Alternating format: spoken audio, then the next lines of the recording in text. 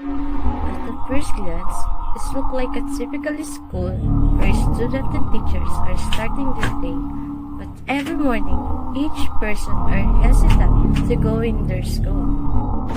Oh my, we're here again in this creepy school. Yeah, for the meantime, we don't have a choice. I wish we have. I wish it would stop. And you know what? I'm really afraid to go to school because of those strange noises. Yeah, I'm also afraid and sometimes I even lied to my mother that I am sick. That's what I also do. Or sometimes I skip the 3 p.m. class and go home. Really? You're cutting your classes just because you don't want to experience those spooky things? You're unbelievable. Whoa, don't give me that judgmental look. Don't tell me you don't do that. Yes, I don't do that. By the way, sometimes I dream that the spirit followed me in our home. I also experienced that.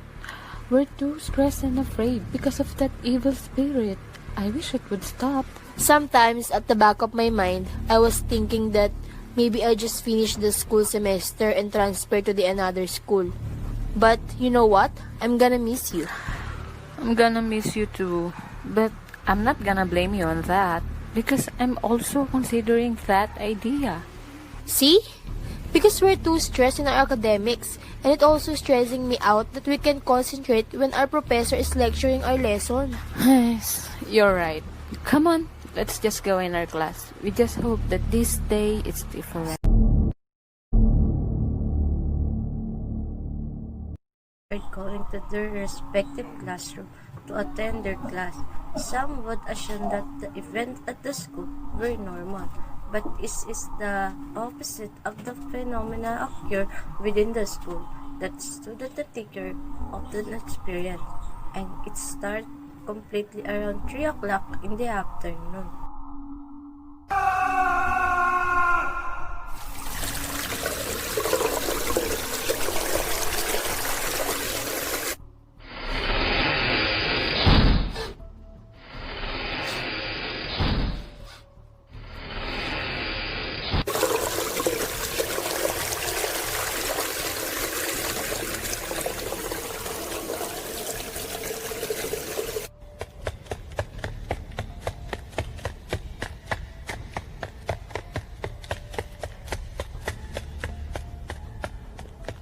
O'clock, they hear a heavy footstep walking upstairs going to rooftop.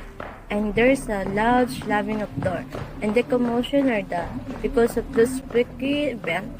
Students are afraid to go to the school, and they blame the disfigured spirit to always interrupting their classes. Our class is always disturbed because of those noises. Many of our students do not want to go to school. It happens again and again. We can explain what it is. Maybe we need paranormal experts to solve this problem. The management already did that year ago before you came here, and there's no effect. Oh, they already did that? What do you think is the solution here? I don't know. I'm not afraid of ghosts because it cannot harm me physically, but this is worse. It seems like he wants all the people to leave him or her here. That's what I also think. But we're the humans here, and that spirit will be the one to leave. You're right, and we're still here. How about exorcist priest or priest to bless the school? Management already did that. They did many options. They even abandoned this building, but since we're lack of classroom, we came back here. Maybe we just need to endure this and wait until that spirit leaves. Maybe. Alright, I'll just go to my next class. See you later. Okay. Sometimes this spirit will appear out of nowhere, especially if there's a student being bullied by the group of students.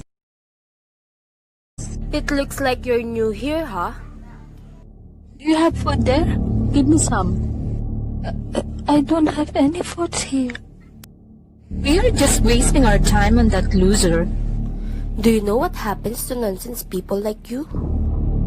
The two students want to touch her, but she can't escape. One wants to hurt her, but before she could hurt it, the chair spontaneously thrown at them, which it indicates to stop. Who threw the chair? Let's get out of here!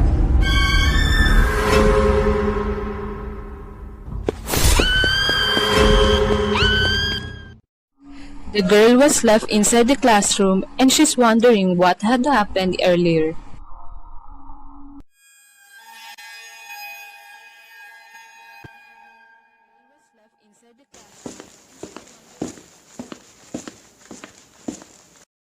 Mom!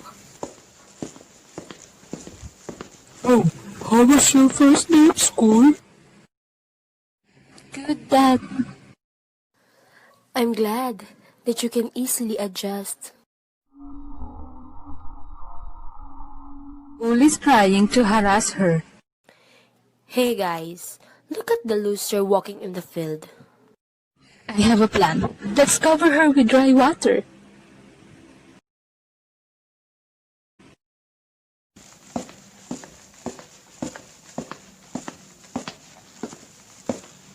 They succeeded in the plan, guys, when her white uniform turns into stinky and dirty uniform. What have I done to you? She came home wearing dirty clothes. Oh, what happened? I just got dirty because it was raining outside. Okay then, change your clothes and let's eat. I'm full, Mom. Let me rest.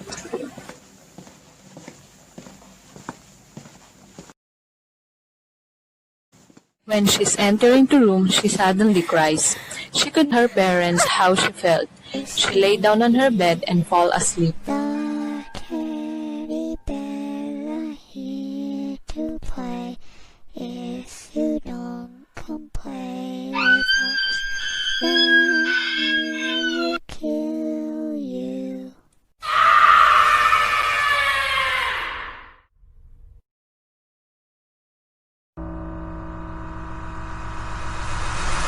Do it. I can overcome it.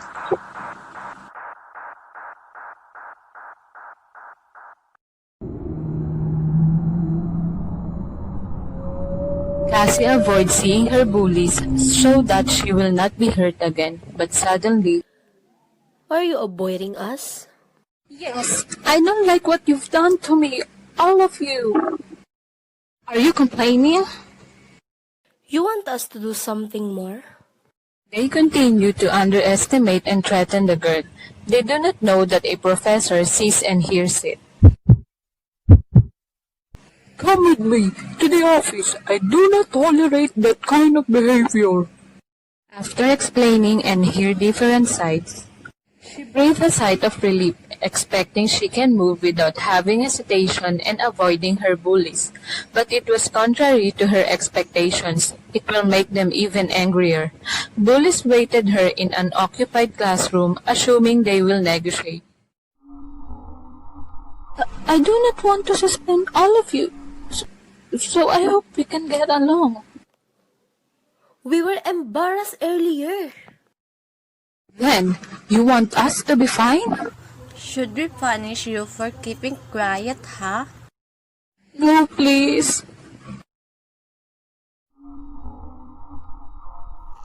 They hit the girl, kick, and slap. It is unfortunate by the three students.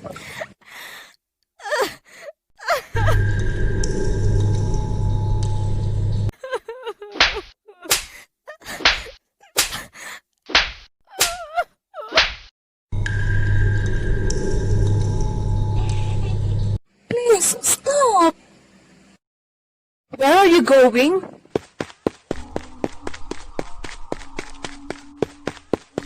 She went after going to rooftop while crying.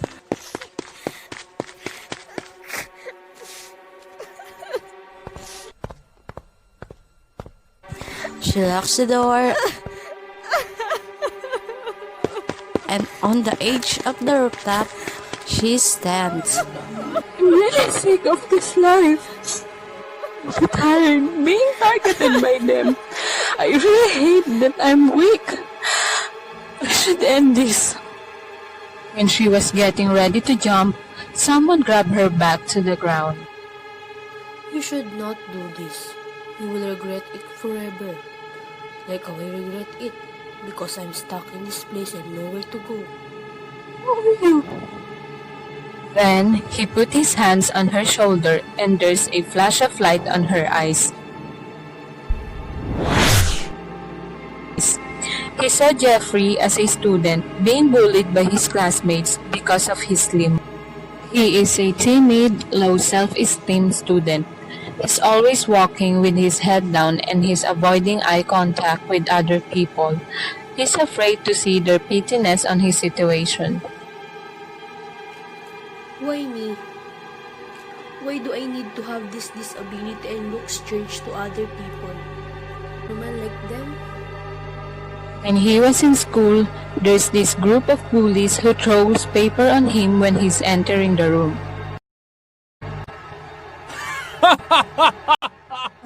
He deserved that.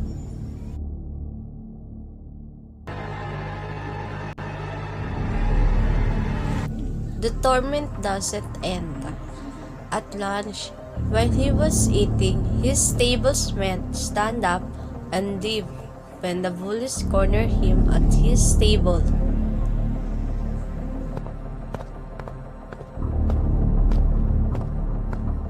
Oh, so the loser is sitting here. It looks like no one wants to be seated beside him.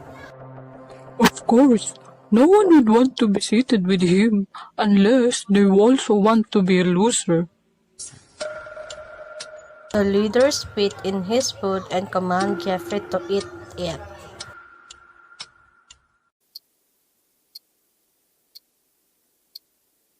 Eat that.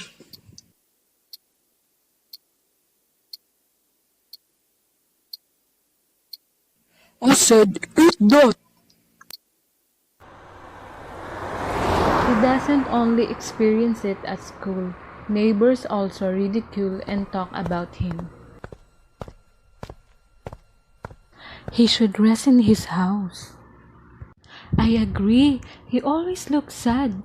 Maybe he's suffering because of his disability. That's why he just need to stay in his house. Do you think our son can find a job after he graduated in high school or even in college? Of course, I'm confident because he was smart and good son. I don't have doubts in his intellectual capacity, but can't you see that our son has a limp? I know, but it will not prevent it for him to do a task.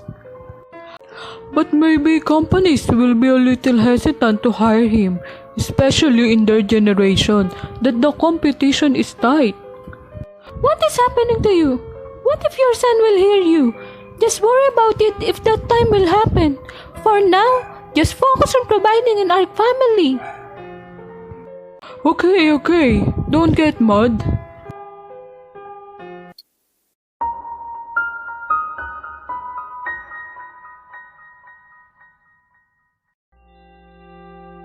On the other day, he was being beaten by the same group of students as before, this time on the rooftop. When he was trying to get away from them, he looks toward the rooftop and on the edge stand. The bullies are shocked on what they saw.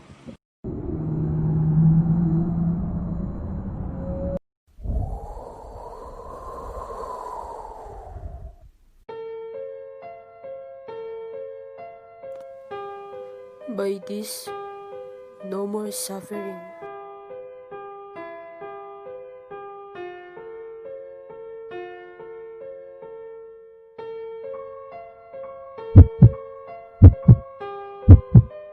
And then he jumped and fall to the ground below.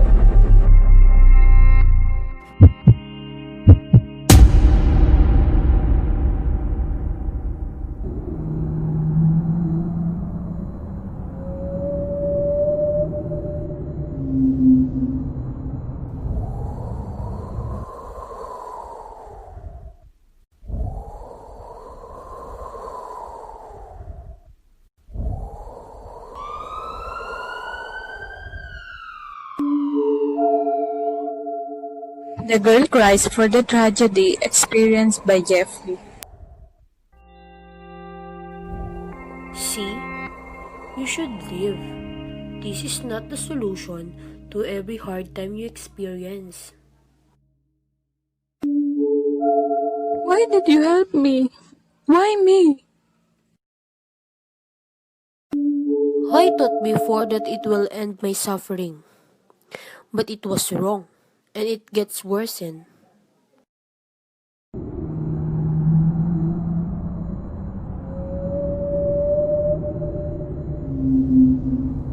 And you know what?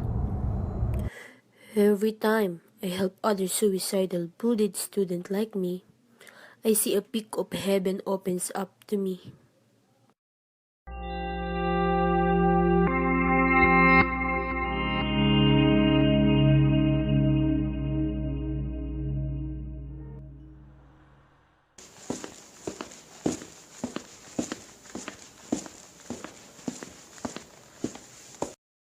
Cassie went to her principal office and told her what happened earlier.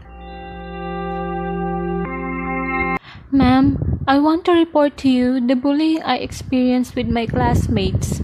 The girls you also warned before. They bullied you again? When? Earlier around afternoon, ma'am, and they become violent. What did they do to you? They hit, kick, and slap me. Oh my god. They act like a gangster and not a student. What else? They always did that, and they are saying or calling me awful things. I don't have any courage to report it to you or to my parents.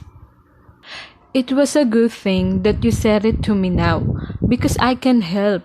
If you reported to me earlier, at least I made an action and you didn't have to suffer. I will call the parents of those students and I will tell them that they are expelled. Thankfully, you've got a courage to report it to me now. Thank you, Mom.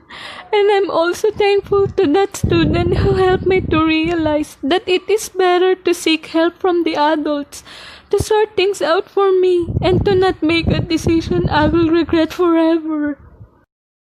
Who helped you? I should thank him for saving you. He was the spirit who always disturbed our school. He also experienced what have done to me.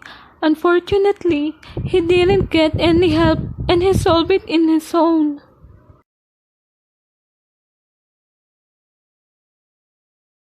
The principal was shocked. The bullies are expelled in school,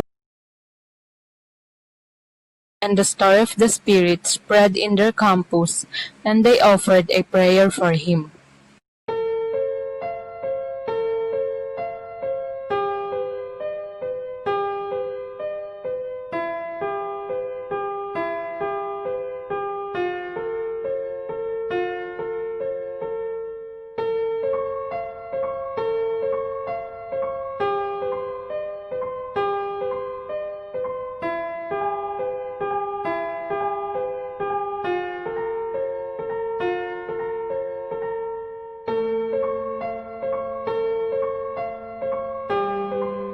After the incident, they expected no one will ever try to bully, and they also hoping peace and quiet place around them.